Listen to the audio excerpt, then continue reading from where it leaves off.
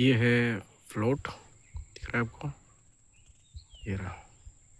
और जस्ट उसके थोड़ी दूर ये मगर है जो तैर रहा है, देखिए। फीडर और फ्लोट दोनों यूज़ कर रहा हूँ।